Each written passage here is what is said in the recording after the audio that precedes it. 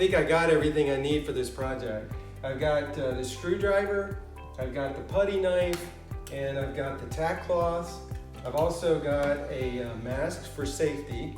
And then I've got 2 sanding blocks that you mentioned. I've got the fine and the medium.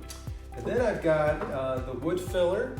Then we've got some waxes. I've got the Vans wax, but I've also got the Chippy Barn wax. It's a specialty wax and it's got a really nice scent to it in case we want to make it smell really good when it's all done. I've also got the jar with the lid on it. And then I've got the hardware that you told me to get. And it's pretty cool. And it's from D. Lawless Hardware. And I've also got the Shakto Interiors green. It's called Clark Pond. Actually, it's Clock Pond. That's for you, Coach K. Now I need you to tell me, what do we need to do next? So I've got all these supplies. Oh, wait a minute. I've also got clothes with paint on it. How's that? So now you need to tell me what we need to do first. Do we need to clean it, and how do we need to clean it? So what's involved with the next step? The Potato Bin Coaching Makeover is sponsored by Zebra Paintbrushes. Zebra paintbrushes are designed for your specific applications with incredibly soft filaments providing ultra-smooth finishes with controlled paint pickup and release. Plus, they are easy to clean.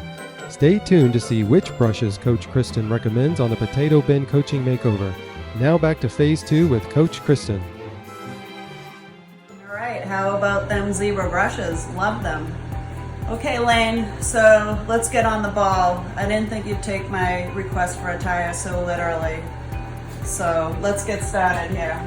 First, you're gonna wanna clean your piece with some household cleaner. I use this orange citrus product, and you can use a microfiber cloth to clean it off.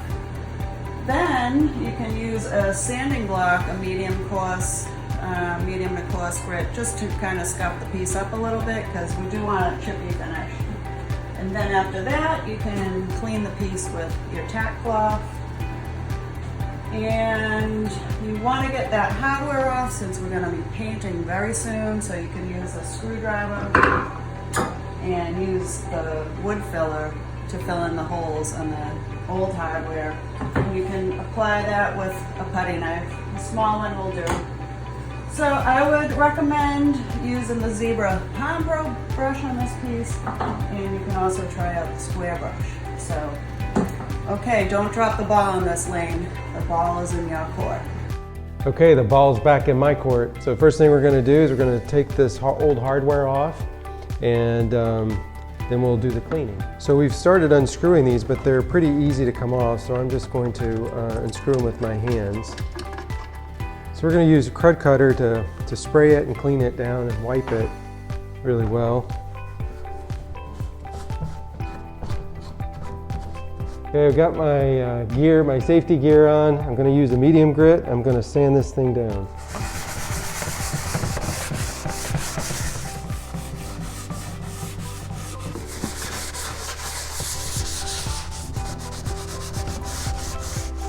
Yeah, this bottom was pretty rough, so I'm just sanding, trying to smooth this out as well, and some of these rough places. And we've got a hole here, Kristen. You'll have to tell us what you recommend doing here, because I don't have another plug. So we've got that. I don't know if we just do wood filler, but that's a question for you. What do we do with this hole here? So now I'm using the microfiber one more time just to run across all the sanding, and then I'll use the tack cloth as well.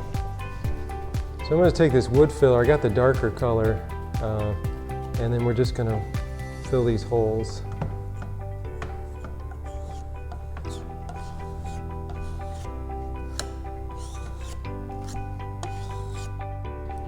I tell you what, furniture finishing is hard work.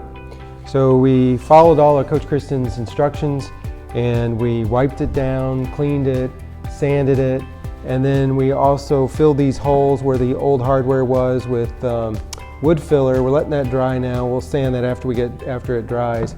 Just had a question for her about that hole where one of those plugs was, and whether we would either go find a plug or just fill it full of wood filler.